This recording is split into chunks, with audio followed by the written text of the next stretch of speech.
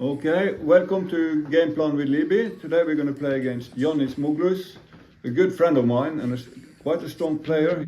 Feel the victory heat, strategize and win. For next time, behind the scenes with Hans Liby. Okay, welcome to Game Plan with Liby. Today we're going to play against Yannis Muglus, a good friend of mine and quite a strong player. He won a big tournament recently in Norway. We're going to play five-point matches without the clock, and we try to talk a lot about the game plan aspect. Okay, so let's start. Okay, so he starts with 3-2. Okay.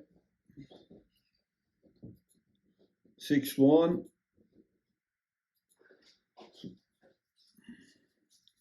Okay, in the early phases we're going to fight for these points that I'm looking at now. Or make them like he does now with the 3-5. He could also make this point, but I like his move because I had quite a few checkers in the zone, so making the anchor is very strong here. 4 and 3. When he's made an anchor, I want to do the same. So I will certainly start with the 3 here. I don't want to play it here, obviously, since he wants to take me here. And then the 4 is a little more unclear. There's no duplication, but I also don't want to play to the 2 point because it's such a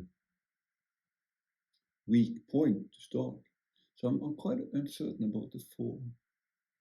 Well, I'll play it down to the 2 point. Looks a bit strange, but maybe I was wrong there.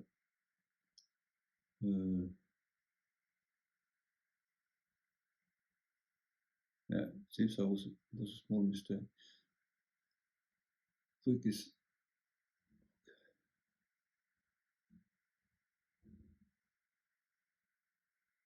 so I was supposed to play both checkers forward. Yeah, that was not so strange. That was a natural choice. 2, and with the 1, I think I'm not gonna go for the 23 anchor because I'm afraid of being hammed in here. But when he makes a strong one, so I have to play a little more aggressively for a higher anchor, I think. So I'll play it like this. That was also the wrong idea. Okay, not a good start for me this.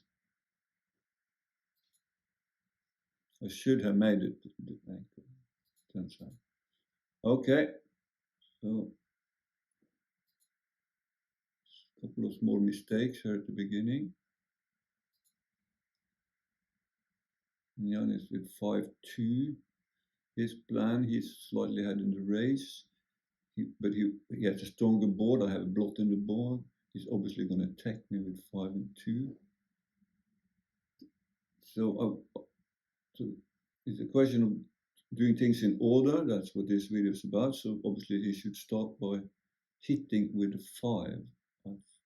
And then I think with the 2 you simply move further and hit another one as well. Start the blitz because you have such a strong position. You have 4, 5, 6, 7, 8 checkers in this 4, 5, 6, 7, 8, 9, 10, 11 checkers, so to speak, although these are not quite in the zone there yet.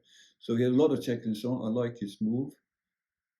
Attacking now, and I'm lucky to get out with both checkers, so he doesn't quite have enough to double me, I think, but he's already close to cube. Double 5. So what is his plan now? He should consider attacking and making another point, making the 1 point.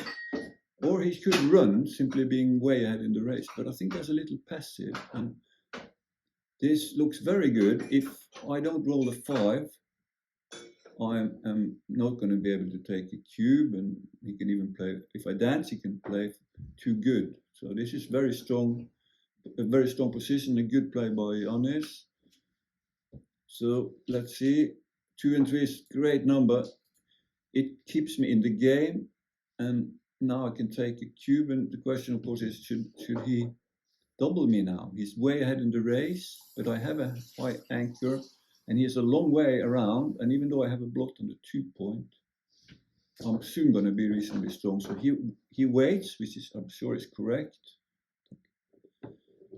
So he's just not there yet. So which is something he realized. He's now looking at this kind of twos I do not like. You should really avoid playing twos like that, particularly since I'm kind of weak here. And he realized that and didn't make that. But looking at it, it's quite okay. You should look at all the candidate moves.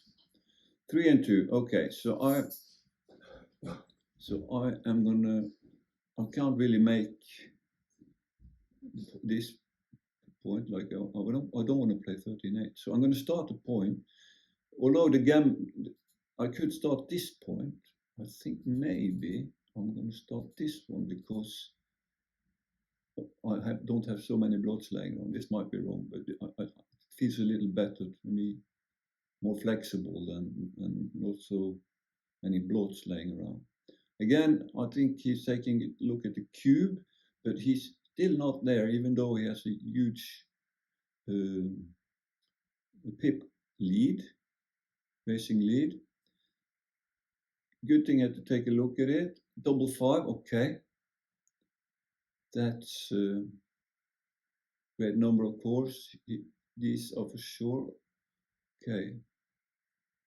So he's looking at giving the 3, but I don't think there's any reason to do that. Okay, so I didn't see what.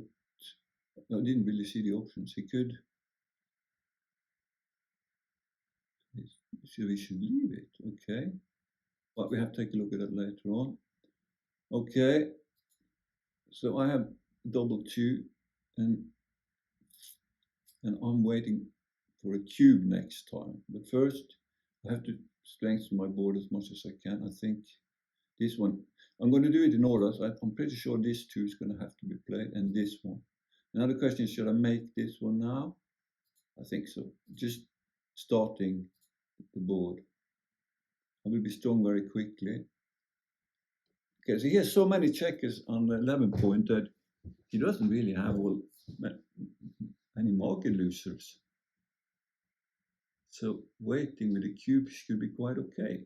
You can wait until he actually has those market losers. Because if he rolled a double 5 or something like this, he still doesn't lose his market. I still have quite a lot of short equity. Okay, so I'm going to make the point, of course. I'm 6 away here, so I'm not going to do anything with that point, obviously. Now he has market losers. Double 5, obviously, also double 4, double 3. So that he was close to cube, I would think. And then, of course, he lost his market big one. So well, I'm going to take 2 crossovers. Doesn't matter what I do, though. And theoretically, he can just play on here because, I mean, there is a little bit of gammon. So there's no real reason for him to double. He has no bad numbers, but okay. So it's no big deal. It's not I would think it's a very small mistake when he doubles here because I have quite a few crossovers, and if he rolls real well, he can win a gammon, and very seldom, of course. So I'm going to drop it, obviously. I think it's quite okay to double here. It was too good by almost nothing, so no big deal. Okay. 3-2, I missed, but I'm going to split to the 4 point. As I mentioned earlier, we are fighting for these 2 points mainly in the beginning. The golden and the 4 point, 2 best points on the board. And we're fighting for high anchors. Because he's threatening to make this, I need to make a high anchor, so I'll play like this. Okay, so now the score is 1-0, which changes things a lot. At 4 away, 5 away. The gammon price is very high for both players. And in gammonist positions, we are going to double very aggressively, both of us. And we have to be careful, of course, to take gammonist cubes. Okay, 5 and 1. I would play the 1 first, and then I would look at the 5. That is the technique that I'm talking about. That you try to do things in order. the thought is to isolate the last die, so you can take a good look at it and have maximum chance of figuring out what to do with it, the last dice. Okay, so let's do that here. Let's look at the game plan that we have. It seems like we're going to run and prime. So this one should be absolutely sure.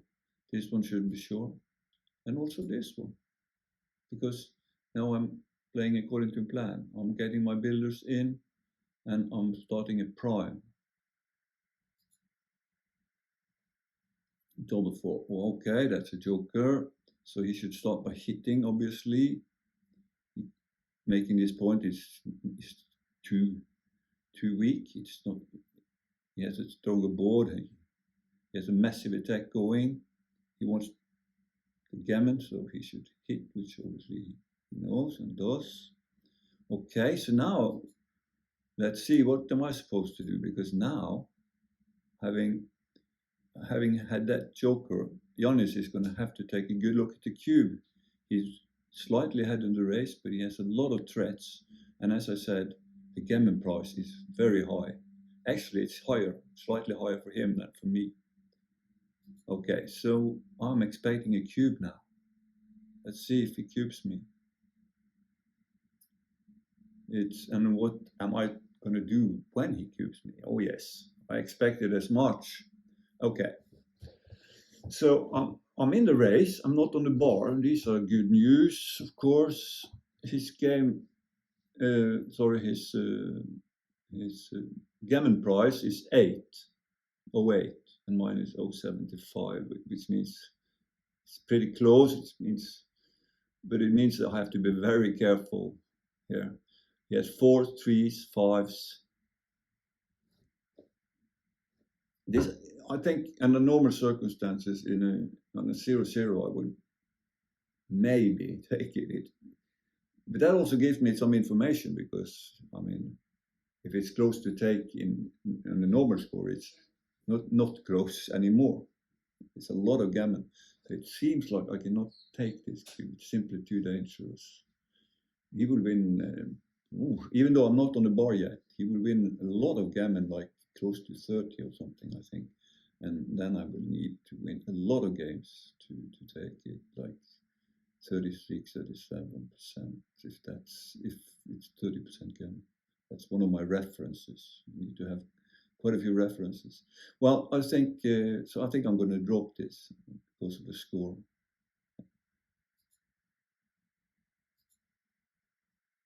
Okay. So if we look quickly at it, it was huge drop, which was no surprise. It was not too good either, though, because he could still roll something well and get back into the game. So he needed to take the point. Okay, so 2-0, that's 3 away, 5 away. And 3 away, 5 away is a score where he will be much more careful when it comes to gammon his positions and doubling those. And I will double very aggressively, like last time, like the last score. I will double very aggressively gammon his scores, because now I'm back and I'm behind in the game, and I want to get to the Crawford. Okay, so those two are for sure. Now I have two options. So what is my plan? Is it to try to run for it already and just play another one in there, or is it to make another point like this? It doesn't look very good, and it gives 2, 5, 3, 4. I really don't like it. So then I will play this one, and then I can focus. Now I played 3 out of 4. Okay, so first let's go back. I'm looking at the game plan first, and then I'm going to go back and forth between game plan and, in this case, 4 dice. I realized that there's no plan that doesn't involve these two. And then I could play here, but I go back and forth, and I decide that this is not my plan to make the 2 point. It's just giving too much, and it's really not. putting a lot of pressure on him at all. So I'm going to play this one too, because I'm sure of those three. I'm sure that they are in accordance with my plan. My plan can be wrong, of course, but in accordance with the plan that I decided on. And now, maybe I should just run out. He hits me with 24 numbers, but if he doesn't, I'm in great shape.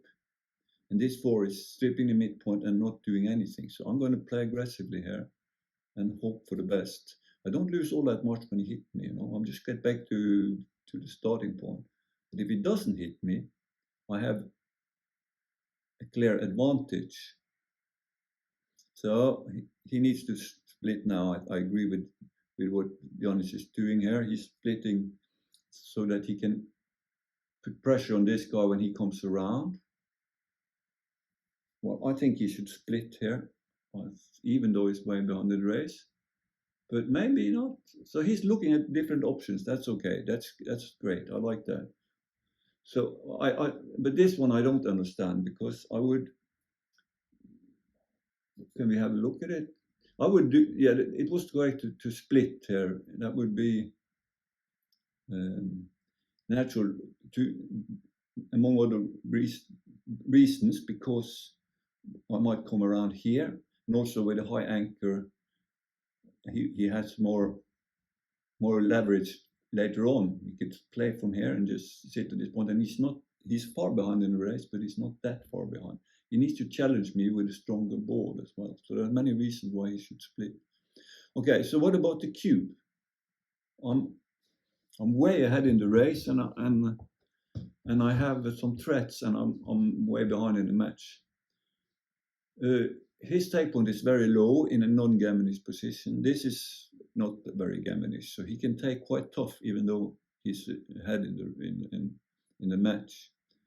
So I do not think there is a drop at all. It's a question. The only question is, can I possibly cube already, with having made no points in the board? But it looks a little bit too early to me, actually, even with the racing lead. I have numbers like 6-1, which is absolutely terrible. 4-2 makes a good point, but gives a lot of shots. No, I have to play safe, maybe. 5-3, stuff like that, then I can double off. So I'm going to actually wait with the cube here. Maybe that might be wrong, though. Then I got 4-2. Even though I really want to make this point, I think my priority is to avoid being shot. This could be wrong, but that's what I'm going to do. I just didn't see enough threats to cube yet. And there were some bad numbers. That's very important. I had some numbers that didn't clear the blot. So my plan was typically to clear the blot and then take a new look at the cube, which is what I'm going to do now. Now the race is suddenly much closer. He has a very strong board, and I still have to clear my blots. So if I make this, I have to give him, which is a great improvement for me. I do have to give him a direct shot. It seems to me that I should go with the same plan as I did in the last move, which is to clear up the blots and then look at the cube, because he does have the race and the strong board, so he has a lot himself, although I am a favorite there. So I'm going to roll, and again, I want so badly to make this point, but it's really bad to be sure. So what to do? It's not very easy for me. The thing is, normally you want to make the gold when you can. It's almost always right, That's the thing here, is that I have such good distribution that I might have a good chance of making a good point next time anyway. So that's why playing safe, and of course the strong board on the other side. So that's why playing safe is very tempting, even though this is obviously super strong. Because if he doesn't roll a 2, I can double him and probably double him. But sometimes in, if he sometimes out. He can take a cube perhaps if he gets to 4 point here, 3 points, gets himself a threat of an anchor. Okay, I'm really uncertain about this one. It's only those two options though, and my game plan is quite unclear because giving that shot is so expensive, and I do have reasonable flexibility. If it wasn't for that, I would certainly make the point and take this chance. So what to do? Okay, I am uncertain. Well, I'm going to do this because I have so many checkers pointing in here. So I hope to do it later. But that was a tough decision for me. 2-1, he's going to, okay, what is he going to do? He can make himself very strong, but he also wants to split. But I think the 1 is for sure. If he splits, he should split here. So we have daylight, I think, because he's in the race. If he doesn't split, well, then he gets a very strong board. So that's also an option. So the game plan is unclear. But what is clear is that he should probably play the 1 here and then look at the 2. Okay, I have succeeded. So as I said, he should split at least here. Okay, so I was wrong. He should not split and dot the point. He should actually just move up. I didn't think about that, but that looks correct for sure.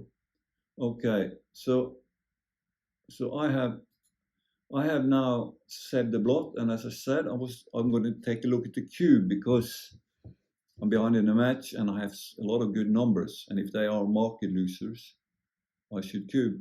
I mean, 1, 2, 3, 4 pointing at that's 12, 13, 14. I have 16 numbers or so that makes this point. If that's it, and then I ask myself, is that a market loser? Yeah, very much, very close. And then I have a lot of that make this. So this is enough for me. I haven't made a single point in the board, and even so, because I'm behind in the match, I'm going to double right now. He has a low take point, and he doesn't lose a lot of gammon. So I don't think he should drop this. But okay, I'll double it. So what should he do? He should take the cube. He doesn't lose a lot of gammon. He's only 9 pips behind. So it should be clear take as well. Okay. So I double and I roll a good number, of course, making this the second best point. This point that you fight for in the beginning, as I talked about. Double 2, okay. He's moving forward with these for sure. And even though he's way behind, he should keep moving, yes, as he did. He should just, I think anyway, he should just go here and put pressure on this point. Of course, thematically, when you're behind, you don't want to move forward. You want to maximize your contact, your shot equity, which is what he's looking at now. But I think in this particular case, he's putting so much pressure on those checkers, and I'm threatening to make this point. So I actually think he should break the rule, so to speak, and move forward even though he's behind. I could be wrong on that, of course, because thematically, as I said, you want to stay back and maximize contact. But in this case, you kind of maximize his contact even from here because of this point now getting into the shooting range. So good find there by Janne. And it, okay, yeah, okay. That was a different move. Okay, so 4 and 1. I see that I'm thinking of whether I should keep a 6 or not. And now the race is pretty close too, so well, this is not a very important decision, but I'll take the crossover and I think I'll just keep my checkers together, so to speak. Okay, double 6, at least I stopped the double 6, but now things have changed very much because now I'm behind in the race. So I'm going to keep all these outfield checkers instead of clearing them, as was my original plan. And I have a 4 and 2 to play, and I'm not going to do anything out here, as I said. So then I know for sure that this is the 4. And then this 2, this gives me this 2. If I play this 2 to the 2 point, I have a little more flexibility, but I really want the 4 point. I want it so much that I'm going to do it. It's so important. It's such an important point, and if he tries to run or something, it will come into play. It will be much stronger than and also for the race. The 4 point is very important for the race, which is still close.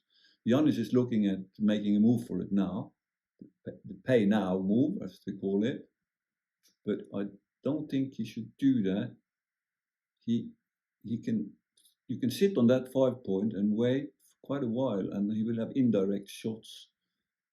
For instance, if I choose to go here now and give him 5-3, double 4 is good for him anyway. I'm giving him double 4 and 5-3, but double 4 will be very strong even if I leave it there.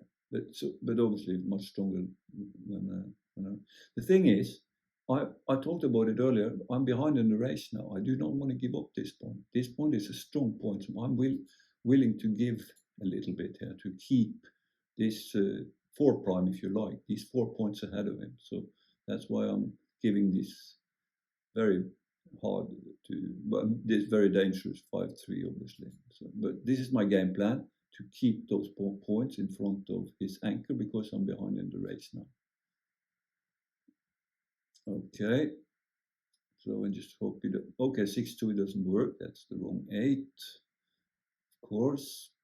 Okay, 6-1. Well, I'm going to stick to my plan, which is obvious, to keep the points and keep the maximum pressure on this point, making it as hard as possible for him to move home, to get home.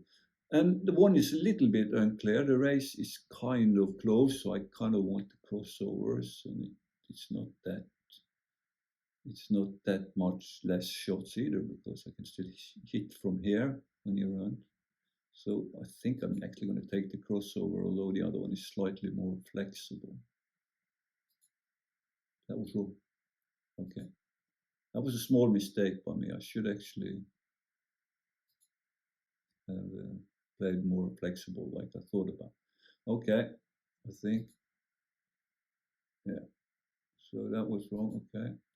So now he's considering the running play, of course. It's a very important decision because he's way ahead in the race, and he's protected by the super strong board, and I have a blot. So all the indications that he should pay now are there. And another good play here by Giannis, he realizes these things and he runs now when I'm weak, because I will be strong again, maybe already the next roll. And then of course he will start burning and losing a lot in the race as well as in board strength. So there's many all the indications were there for the bold play, the pay now play. Okay, I'm going to have to attack him now because I'm way behind in the race. So let's look at this. The one thing I know for sure is the 1. That's easy. What about the 2? I could do something like this. That would give less shot. That would not give 1-6 extra. But it's only 1-6 extra, right? So this is the 1, isn't it? I have to just gamble and hope for the best. Yeah, dances. Oh, that's so great. Now I'm back in the driving seat, and of course I'm greedy. I'm already thinking about whether there is some way I can play for a gammon here, you know? And it is.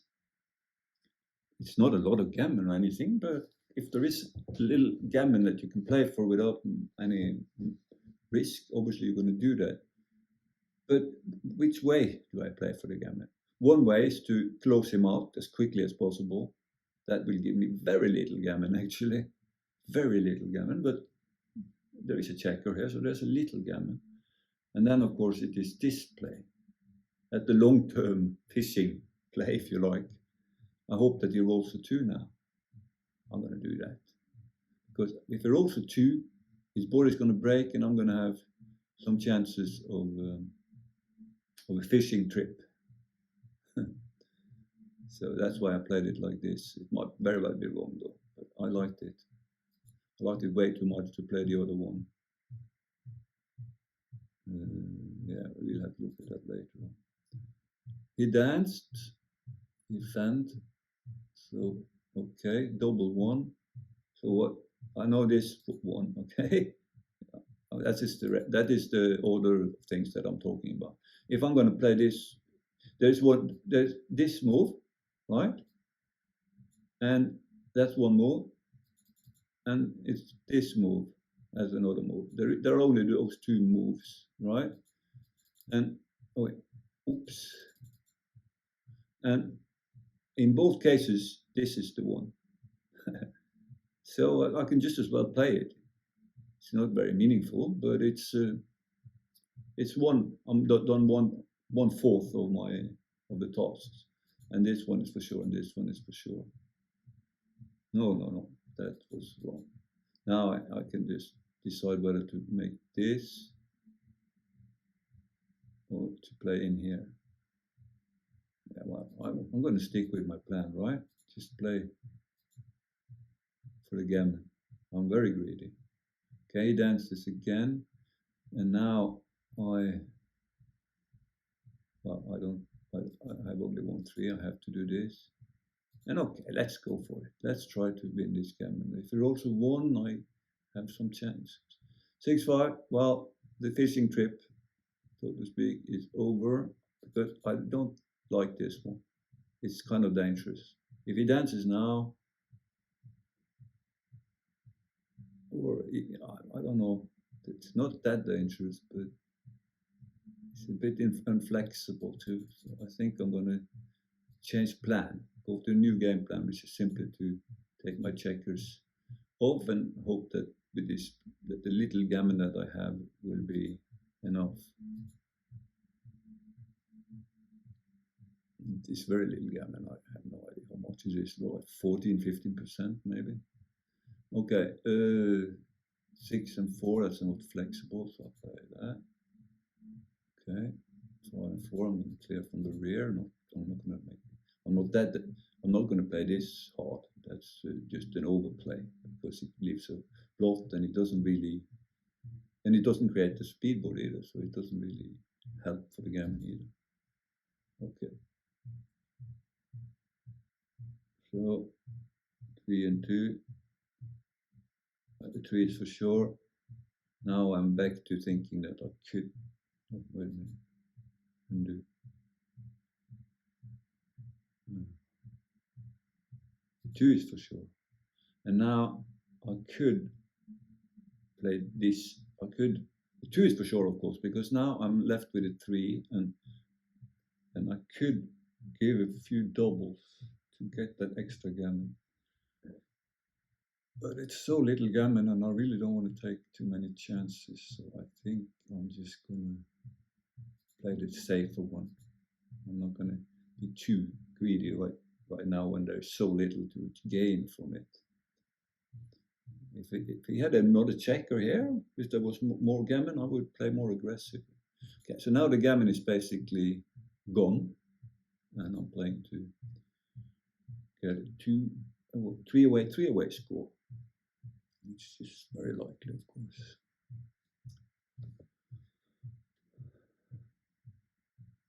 Two, 4. Okay.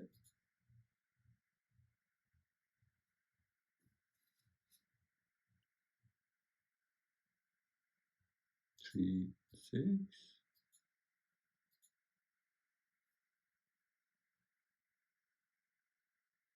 But after the match, I'm going to go quickly through some of the more interesting decisions on both sides of the board.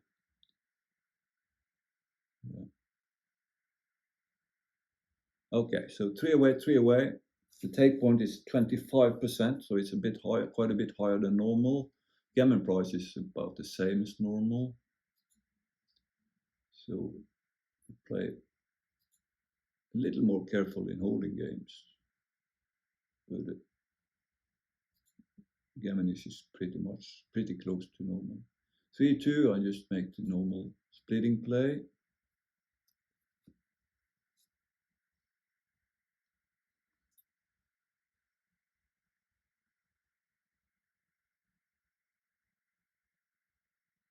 4-1. Now he has different options. He could hit here and start the fight that I'm talking about for the 4 point.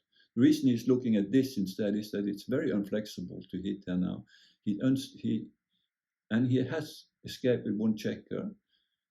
He strips his midpoint, and he has a slight lead in the race. So I like this very much. Sometimes you have to make the passive moves. Look at the distribution.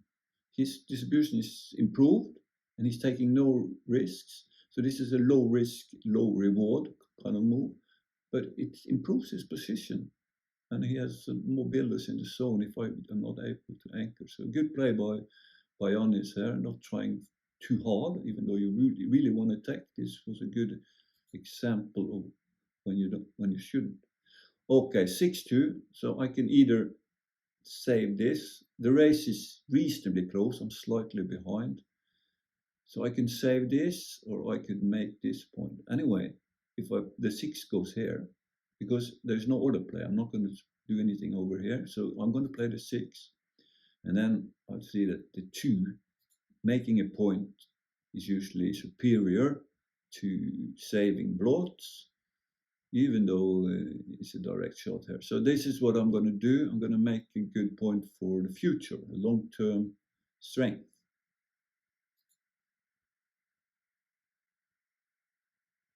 Which is very important in the beginning of the game. You're fighting for these points, and you're fighting for points in general, because points are long-term assets. So again, he takes some time. Maybe he's considering the cube. He is the favorite, but he should not cube that much more aggressively, since only slightly more aggressively, you might say, than on an equal score, far away from the end of the match. Okay, so he's looking. Okay, I didn't really look at that 5-2. Okay, yeah. So this looks okay. He's ahead in the race. He moves a bit closer because I'm threatening to make points here now. So this guy has a better chance of getting home. And although he puts another checker here, it's not really a weakening. So it looks okay there. I wasn't sure myself what I would do there. Double 6 has got to be good in some way. And I think I know exactly what I'm going to do. This is going to attack, and this is going to make that point, right? Let's cross-check this. Making this point is obvious, of course, and attacking is also obvious. So that was a great roll for me. 2 and 6, okay. So 2, and with that 6, I have threats. I have 9 pips ahead in the race. I have 17 numbers that hit there, and I have that's the 6s. I mean, that hit here, hit him on the 7 point. I have 4-1. I have double 2, and all the numbers that hit without covering everything, but that are massive threats. And so I have a lot of potential market losers here now. So I'm probably going to double. I am going to double, but what is he supposed to do? He should be more careful than normal because of the higher take point, but not because of the gammon, because the gammon price is basically the same as always, which is about 0.5, which is always on the equal scores, of course. Okay, so what to do? So let's look a little bit about on his side of the board. What should he do when I cube? The bright side, he's 9 pips behind. That's not a lot. He's not on the bar. I haven't rolled a 6 yet, and even if I do, I can't really do both things that I threaten to do at the same time, unless I roll 6-3 or 6-5. That's the only numbers that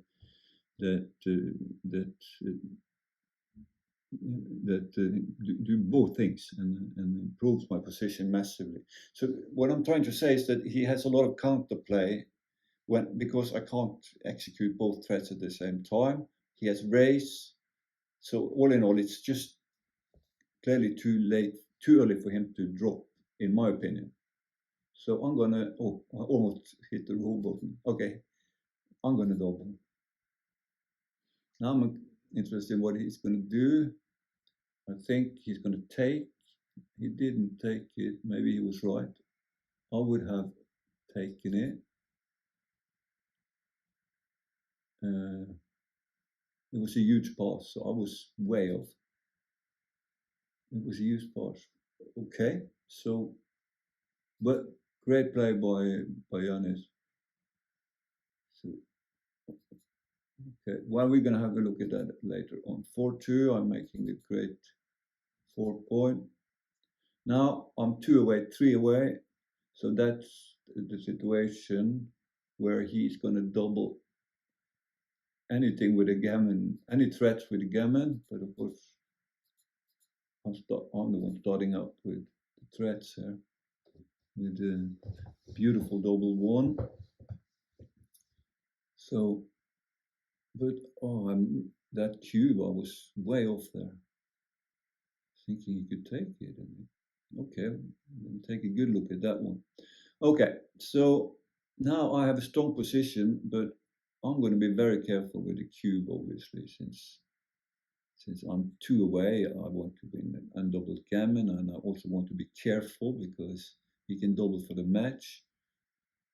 So I'm not going to double him, I think, but I have to take a quick look at it. I mean, it is a cube sometimes, even at this score, and that is when you get him down to the low winning percentages, down to, in this case, let's see, 26.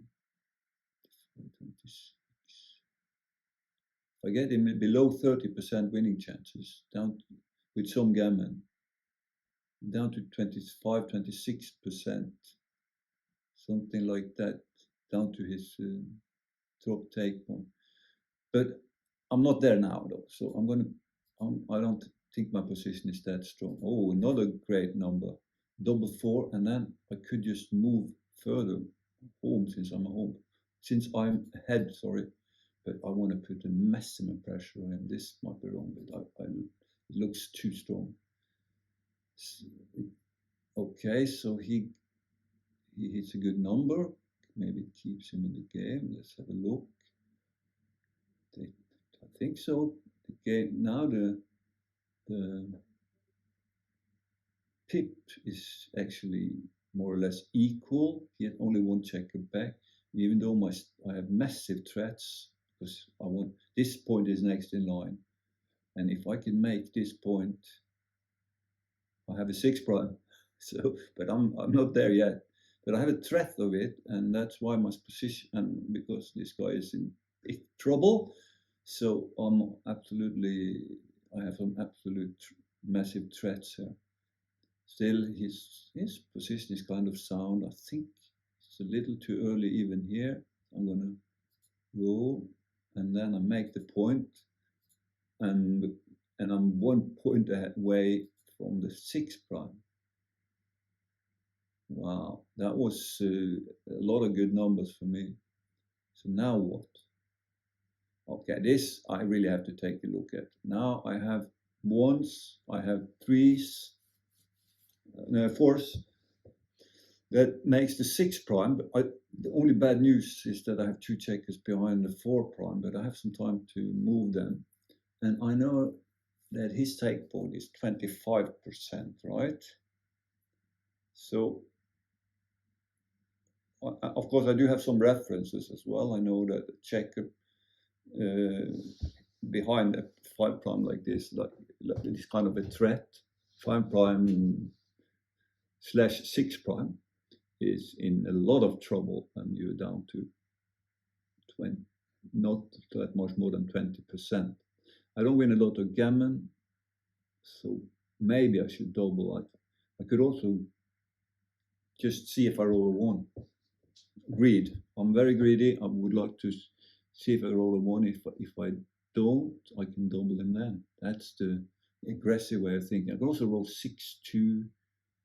and 5-3, which is very strong, even though there is some counter play. So am I too good to do? Maybe.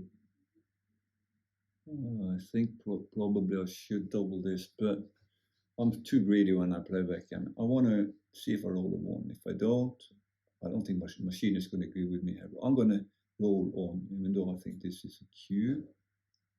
I missed it, and when I did, I made myself a 6 prime. Confirm. So that was an interesting decision, I thought. Of course, now I have a new decision, because I do have 2 checkers behind 4 prime.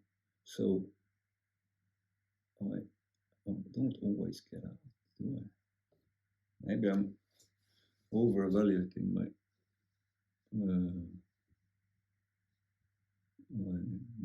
winning chances. So what's this? 6 prime, but I'm not a favorite to run. I'm only a slight favorite to jump the prime, but of course the low numbers are great. 2, 3-2, 3-1. They play okay. So that's 56. So I'm going through the numbers now to see that more than the 60 to 7, between 60, around 64, 65%, something like this, and I'm good. You know, in the other situation, with the other numbers, I have to give up my prime. So I have a lot of threats. I have a 6 prime. I win very little gammon, and he needs around 25 to take. So I'm going to double him now. I think he has a take even. Why do I think so? Well, because of the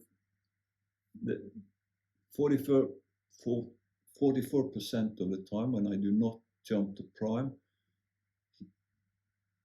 he has a lot of play, and also when I play something low, he might hit me if I have to go here.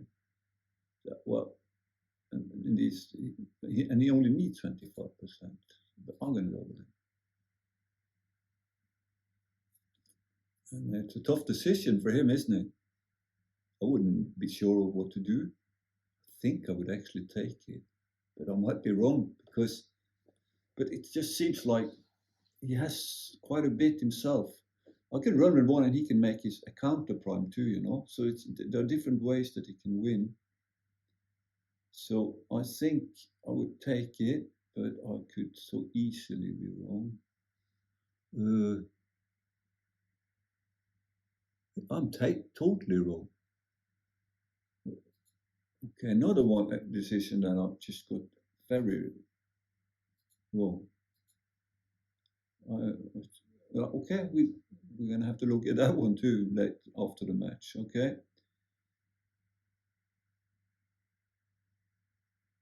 I might be playing good PR so far, but that's because I'm on the right side of the board. He's getting all the decisions that I don't understand, it seems. Okay, I'm gonna take a good look at those.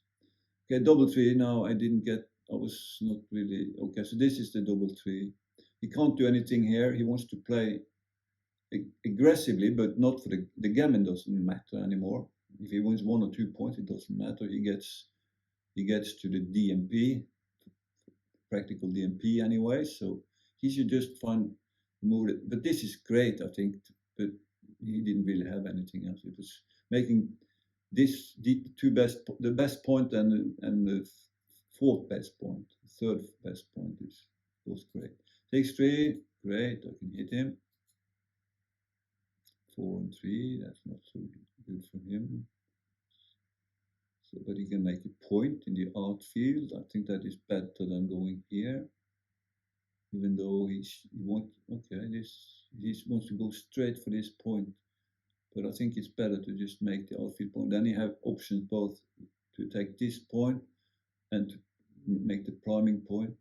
Okay, so 5. Okay, running out into this is also interesting. What he made, the move that he made.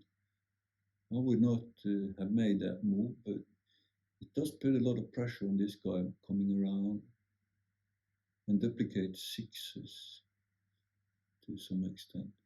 Okay, that was interesting. It was actually the best move. Very good play by Jonas.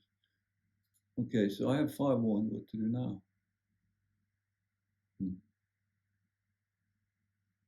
Should I hit him? But then I leave a lot of blots. But I leave blots anyway. And if I don't hit him, he will have a lot of numbers to make this point, or this point.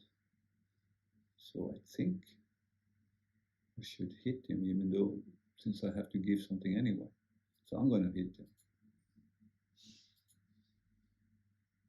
3 and 4.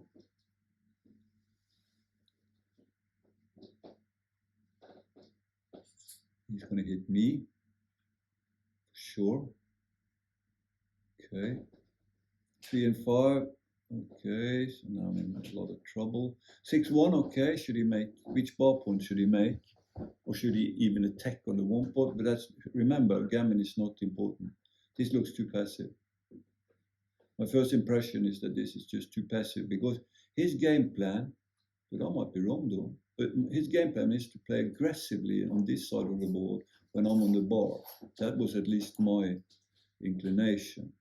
But I'm wrong again, he's right. So that was interesting. So securing the anchor was very valuable. Okay. 1, and I have 6 to play. I'm not going to play out. It's just too much, I think. So I'm going to be what's the word?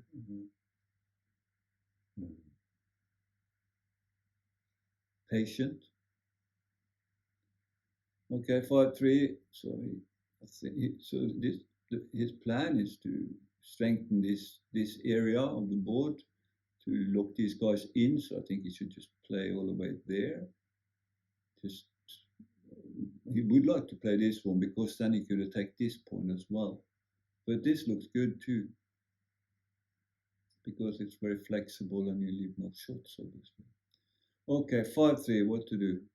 I need to find a move that wins the most. I'm not afraid of gammon. But splitting here is dangerous. Slotting here, well, I leave too many blots, so that's not an option.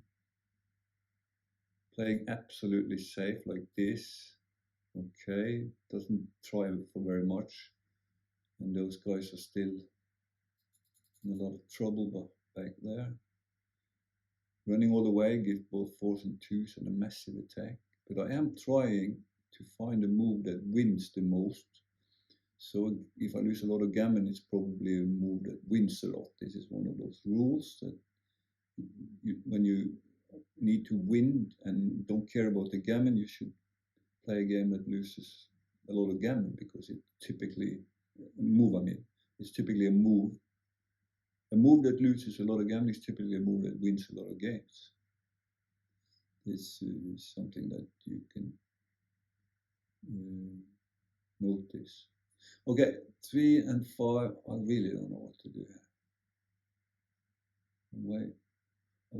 I'm behind in the race by a lot too, so I really can't see the value goes that much up. I mean, if I do this, so I'm gonna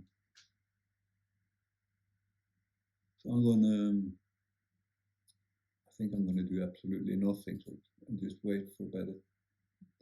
Be patient and wait for better times. It seems like that's the best move, but I'm not sure.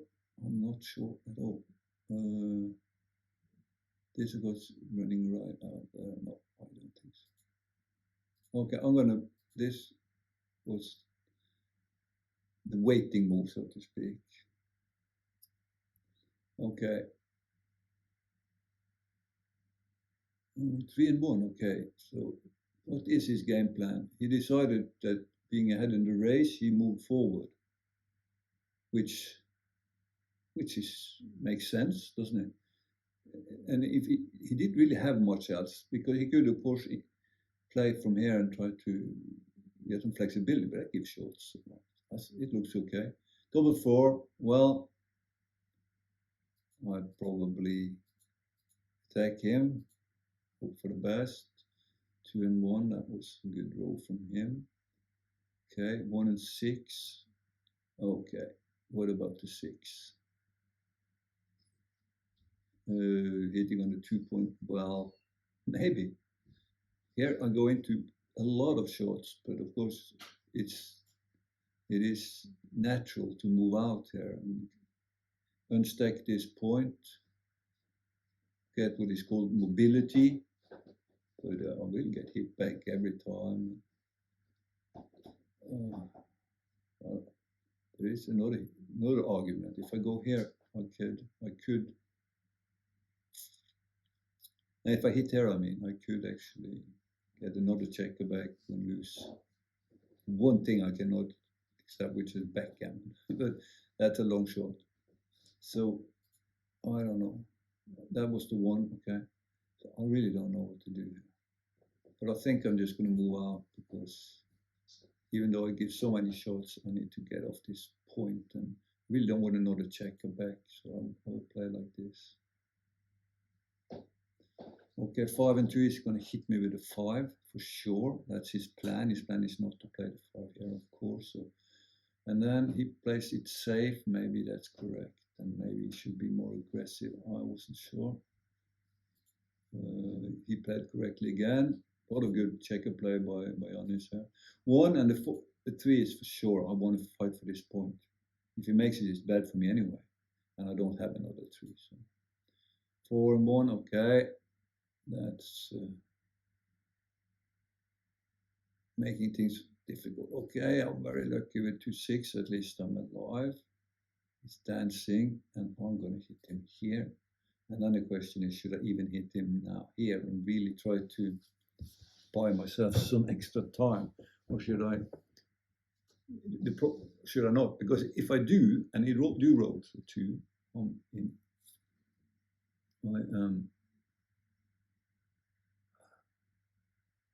in a lot of trouble. So it's not obvious for me that I should hit 4 here, hit here. Of course, remember, normally when you have a situation like this, there's a lot of gammon gain when you hit on this 4 point. Some gammon risk too, for sure, against this board, but a lot of gammon gain. But I am not sure that I will do it now when gammon means absolutely nothing. So this is unflexible though. But my game plan is to give myself time to roll a 6. And the question is, which one of these moves gives me more time? This, when it works, obviously gives me a lot of extra time. But when he rolls a 2, I pay a very big price. I don't know. I think I'm just going to play this to give myself a chance to roll the 6. And what a roll. Man, I'm lucky. Okay, so that's good. What to do now? Going home like this is thematic in a way, but then he will probably anchor and he will get a holding game, or he gets quite a good holding game, even though it's way behind. A lot of short equity.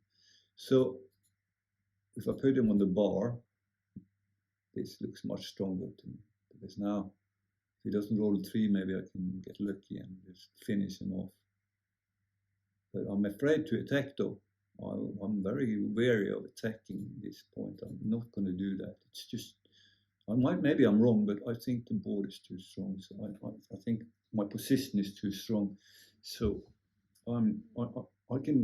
he can anchor and I can get home anyway because he has 2 checks on the bar. So I'm not going to, and I don't want to win a gammon.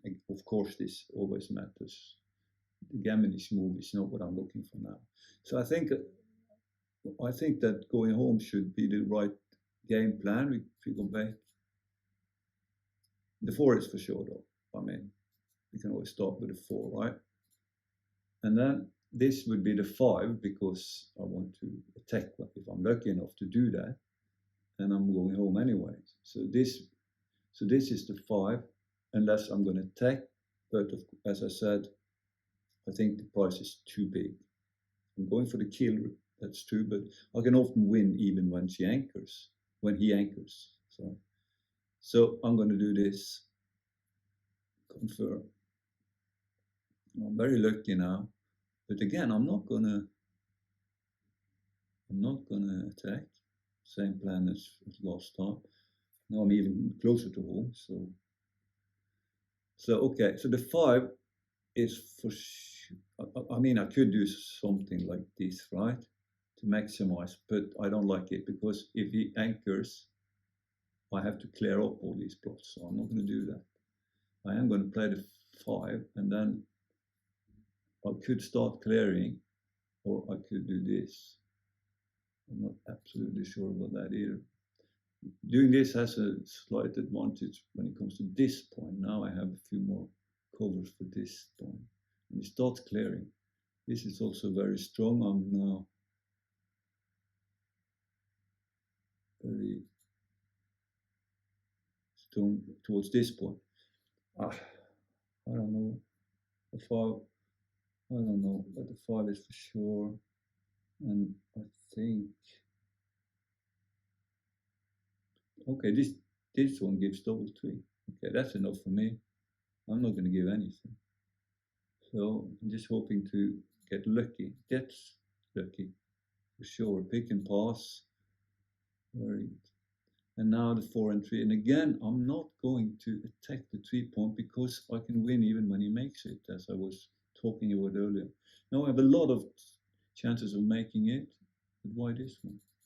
I could even make this one. It's a little bit less flexible though. But now I have 6. I can play 6s, okay.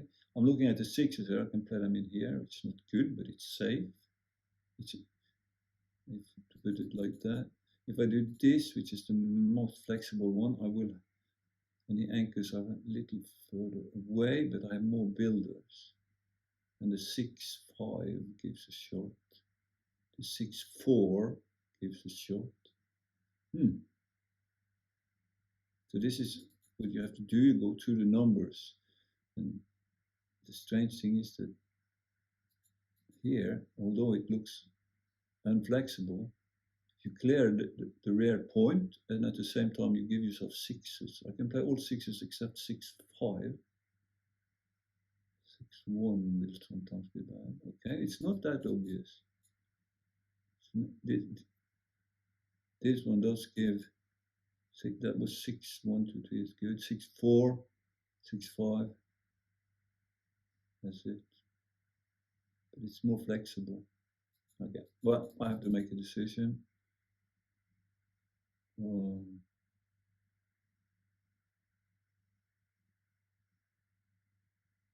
going to play this one, the most flexible one. And then I attack here. Hope if it, and I really don't want to attack. Okay, but this is too lucky. I'm just very, very lucky. And I want, okay, so that's basically it. I just have to play this correctly. Sorry. What's happening? Okay, so I'm just looking. Okay, I'm looking at playing this 3 to because of the double 5, something like this, right? No, but no double 6, 1, 1. No double 6 and double 5 is played well, very well. So this looks good actually. This one is a little inflexible, so I'm going to do this one. My plan, of course, is to clear this one as soon as possible. I could, for instance, clear it now. What am I afraid of? Double 6 followed by double 1, double 2, 2, 1. I'm not really afraid of anything, so I'm just going to clear my points now. So I can play 5 first. That seems to be very, very, very safe. Okay, 6 and 2. Okay, 6 and 2. So, okay, so he got the most difficult decisions, and I was very lucky I didn't get those decisions. I was way off. We have to take a look at that now. and see if maybe I could have figured it out, you know.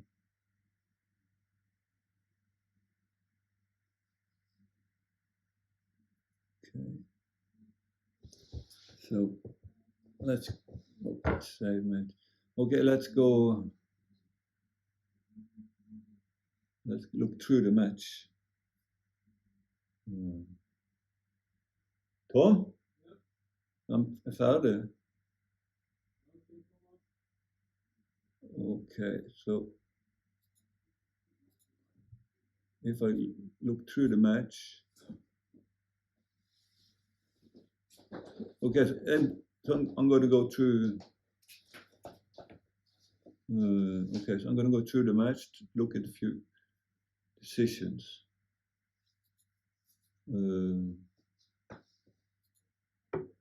We start with Giannis having. No, that was me. 2-1. I wasn't sure here what to do with it. The 2 was for sure, but I wasn't sure whether to make the anchor or to move forward. I thought it was a little too passive, and I was wrong. I should just make the anchor and sit on it, even though there's a lot of good numbers that ham it in. It's not easy to get off that anchor. So that's something I don't understand well enough. I'll take a closer look at that. Okay, so 5-5. That was a difficult decision for Giannis.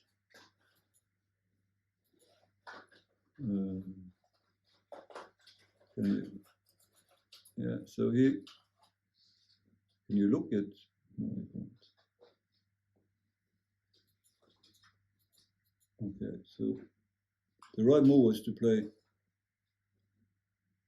13-8 with this one, and then it was to give that shot, but when he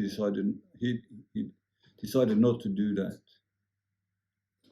which is quite understandable. I would not have known what to do. It was very difficult whether to give that shot or not, because I do have something over here when I hit him, but you really want to clear it as well. So it's a difficult decision. This. Okay, and then we move on. Oops. We move down here. So here, Giannis have 5-3. Let's see. Yeah, so this is the one I talked about when he should split, because he needs to put pressure on this guy coming around, and he also needs a high anchor, because if I can just play freely here, those guys will just be locked in there, and he will have to drop the cube. So he had to fight there, and that would have been the better move for him. To say that he played very well all in all in a difficult match. He had some difficult decisions, as I've already talked about. Okay, 5. Okay. Yeah, so these are small things, difficult things to say. 2-1. Okay, this is interesting because it's the same team as I was talking about earlier. Should he split or just make himself super strong on the other side? Well, in my opinion, he had to split, and it turned out to be right. He chose to make himself strong, but you should actually not split here, which I was thinking, since you're way behind. Or we're not that way behind either. So this anchor will give you more play. This is difficult. I would probably have made the second best move and started the point, that was what I thought would be the best plan. Okay, 6-1. I decided to take the crossover, but I should have played 13-7 and then actually 2-1. Okay. These are small things though. I have no very good explanation. It's very difficult to figure out exactly what to do in this situation, I think. Let's go to the cube. If there was no more in this game. And then so then no more in that game. 0-0. Okay, so that was that game, right? And then in the next game, not on the bar. I do take too much. That's for sure. And here we have another example of that, because I would have been liable to take it. I thought that because I was only 9 pips behind, and had some counterplay. If he doesn't roll a 6 and a chance to anchor. But what I don't really realize is that he has 5, 6, 7, 8, 9, 10, 11 checks in the zone. He's ahead in the race by quite a bit if he hits this one particularly. And so this avalanche is going to come into it's going to land on my head very quickly. So the gammon is much higher than I realized. And if you look at it, he wins 30% gammon almost. I should have thought about that better, because then I would figure out that at this score, with 30% gammon, I would need quite a bit myself, and I win 31%. So it's close to money take this, according to these numbers. I really should look at this in XG. I don't quite understand why the drop is so big, but the score seems to affect things a bit more than I realized. So this is a very strong cube, okay, but it's really stronger than I realized. Okay. Then we go on to the next one, and there's no checker players, it seems, and we get to this double. Well, we get to this one first. Well, this is not a double. I was thinking about doubling here. Yeah, and I decided not to, because I didn't really lose the market all the time, even when I made a good point. I could still double on the threat of making the 6 prime later on, I thought. So now I got into that situation. Now I have the 6 prime threat, and I actually decided I could give it a roll. I decided that I would be greedy, and I'm not sure about that, but I wanted to be greedy for the gammon, because most of the time I can double him next time I'm out anyway, or even in, but that's okay. I mean, it will be a very strong cube anyway. So, but I don't get to check that here. So I should have it in XG. Okay. So I wait, and it doesn't seem to be okay. And now I double, and I was talking about taking the cube, which is absolutely crazy. So that's bad. It's only 19.3 winning percent chances of that. There's 13% gammon, which I think I was talking about, but it's 19%, and he's 6% off. Actually 8%, because he needs like 27, 28 then with that gammon. And percent winning chances, that is, to take the cube, and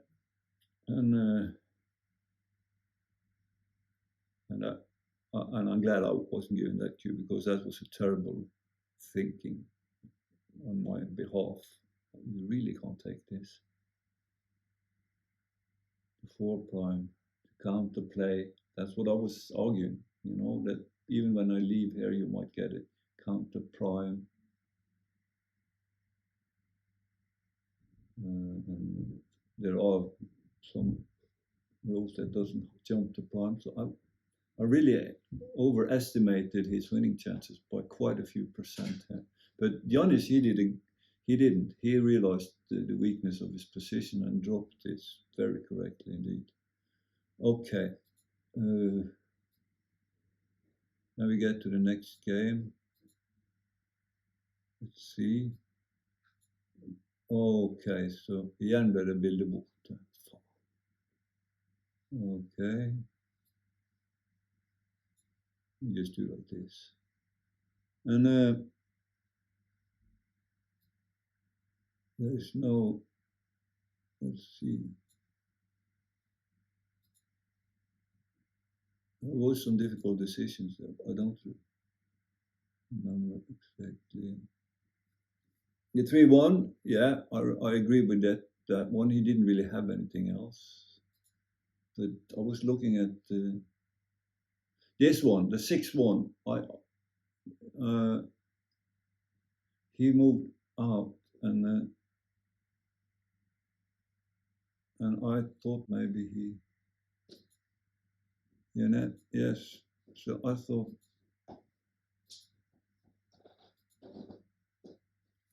maybe he should focus on this one, but I was wrong, it seems. So it was quite a mistake, big mistake, 0-5-5. Not a blunder or anything, but to make this one. When I see it now, it is quite valuable for him to make this point, takes care of his defense, and he still has a lot of flexibility, even more flexibility on this side. I could have made a mistake there.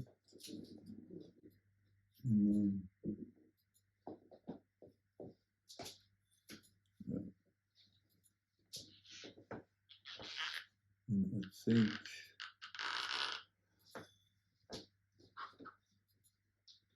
yeah, so there was one more position I was wondering about here.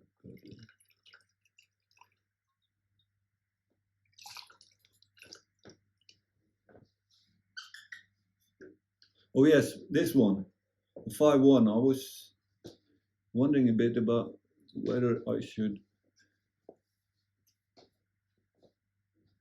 what way I should hit, and whether I should hit at all. And it turned out to be pretty close between all these options. Okay, I think that's it. Yes. Roll the dice with me on Backgammon Street. Heroes at your feet. Ready for next time. Behind the scenes with Hans Liby. Det kom ingenting. Jag var helt still. Move the pieces in. Thanks for rolling with us.